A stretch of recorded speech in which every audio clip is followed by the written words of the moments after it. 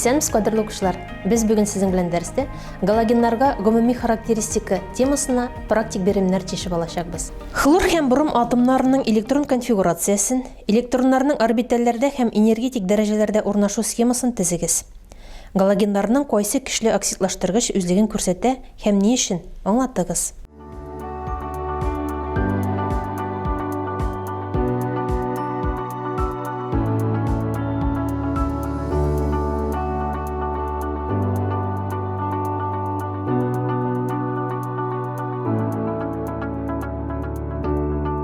Укучылар, әдәз берем номер 1-нең җавабы белән танышып үтәбез. Хлорның тәртип номеры 17, шуңа күрә без хлорның алдына 17 куябыз. Электрон конфигурациясе 1s2, 2s2, 2p6, 3s2, 3p5. Электроннарның энергетик дәрәҗәдә урнашу схемасын карап алыйк. Беренче катламда 2 электрон, икенче катламда 8 электрон, өченче катламда 7 электрон. Бромныкы белән танышыйк. Бромның тәртип номеры 35, шуңа күрә куябыз 35. Электрон конфигурациясе 1s2, 2s2, 2p6, 3s2, 3p6, 4s2, 3d10, 4p5. Электроннарның энергетик дәрәҗәдә урнашу схемасы. Беренче катламда 2 электрон, икенче катламда 8 электрон, өченче катламда 18 электрон һәм соңгы катламында 7 электрон була. Хлорның оксидлаштыргыч үзлеге көчлерәк, чөнки аның атом радиусы кечерәк, электроннарны үзенә көчлерәк тартып тора. Берем номер 2. Структур һәм электронлы формулалар ярдәмендә бром һәм бромводород молекулалары төзелешен сурәтләгез. Бу матдәләрнең молекулаларындагы химик бәйләнешләрен һәм кристаллик челтәр тибын языгыз.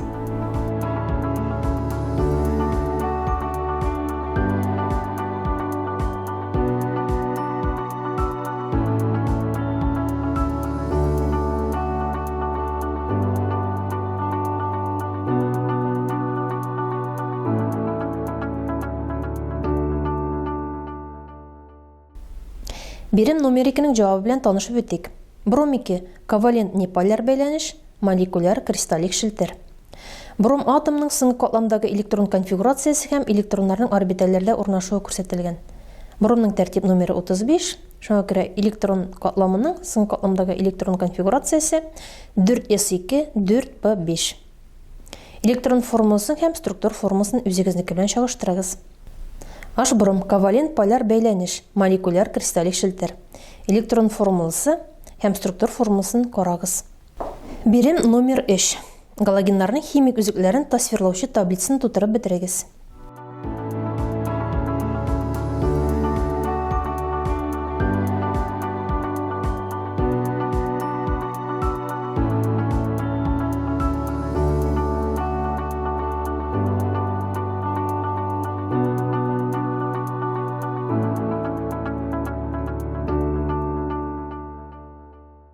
Укучылар, берем номер 3-нең җавабы белән танышып үтәбез.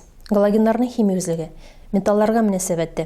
Алюминий йод белән реакция кергәндә алюминий иодиды барлыкка килә. 2 алюминий плюс 3 йод 2 килеп чыга 2 алюминий йод 3. Тимер галогеннары белән реакция кергән вакытта, хлор белән реакция кергән вакытта, аның оксидлашу дәрәҗәсе плюс 3 була. 2 феррум плюс 3 хлор 2 килеп чыга 2 феррум хлор 3. Ни металларга мөнәсәбәте? 2p плюс 5 хлор 2 килеп чыга 2p хлор 5. Монда фосфорның оксидлашу дәрәҗәсе плюс 5-кә тигез. Фосфор белән галоген хлор 2 реакция кергән вакытта, хлорның концентрациясе зур булса, фосфорның 5 хлориды барлыкка килә. Әгәр дә хлорның концентрациясе аз булса, фосфорның 3 хлориды барлыкка килә. 2p плюс 5 хлор 2 килеп чыга 2p хлор 5. Димәк, бу реакциядә безнең хлорның концентрациясе күбәйтеп алынган. Водородка мөнәсәбәте. Галогеннар водород белән реакция керә. H2 плюс бром 2 килеп чыга 2H бром. Галогенитларга мөнәсәбәте. Хлор 2 бромнан көчлерәк, шуңа күрә тоз составыннан бромны куып чыгарала. Хлор 2 плюс 2 натрий бром килеп чыга 2 натрий хлор плюс бром 2. Берем номер 4. Укучылар, сезгә блиц сораулар бирелгән. Сорауларны укыгыз һәм җавап бирегез.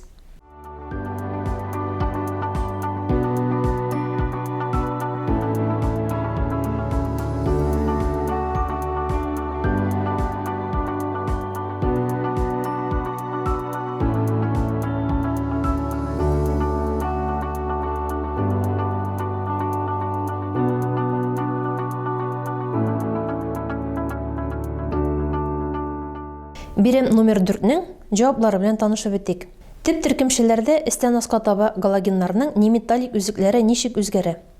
Кими бара. Бу галогенны теш эмали составына керсә дә, бөтен нәрсәне ашаучы, җимерүче дип атаганнар. Әйе, ул безнең блафтор. Ул галогенның булырга мөмкин икәнлеген Дмитрий Иванович Менделеев алдан әйткән. Әйе, ул безнең астат. Һәр кайда да була торган дип атаган галогенны академик Ферсман. Бу галогенны әйттегез. Әйе, ул безнең хлор була. Гадәти шартларда барлык неметаллар арасында агрегат халәте сыек булган бердән-бер гади матдә ул безнең бром. Крахмал барлыгын танып белү өчен нинди галоген эрмәсе белән тикшерәләр? Йод белән тикшерәләр. Бирем номер 5. Түбәндә бирелгән оксидлаштыру кайтарылу реакцияләре схемасында төшеп калган матдәләрне язып бетерегез һәм электрон балансы белән тигезләгез. Оксидлаштыргыч, кайтаргычны языгыз.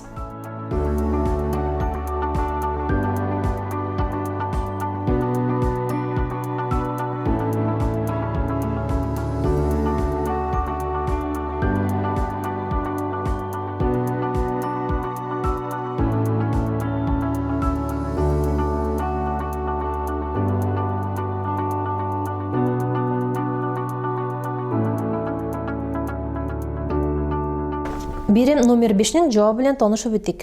8 калий йод плюс 5 H2SO4 тигез була 4 йод 2 плюс H2S плюс 4 калий 2 SO4 плюс 4 H2O. Безнең төшеп калган матдә калий сульфаты булды. Әлеге реакциядә сульфат кислотасы оксидлаштыргыч күкерт плюс 6 аркасында, калий иодиды кайтаргыч йод минус 1 аркасында. Укучылар, без сезнең белән бүген дәрестә галогеннарга гомуми характеристикасы темасына биремнәр чишеп алдык. Игътибарыгыз өчен бик зур рәхмәт. Киләсе очрашуларга кадәр.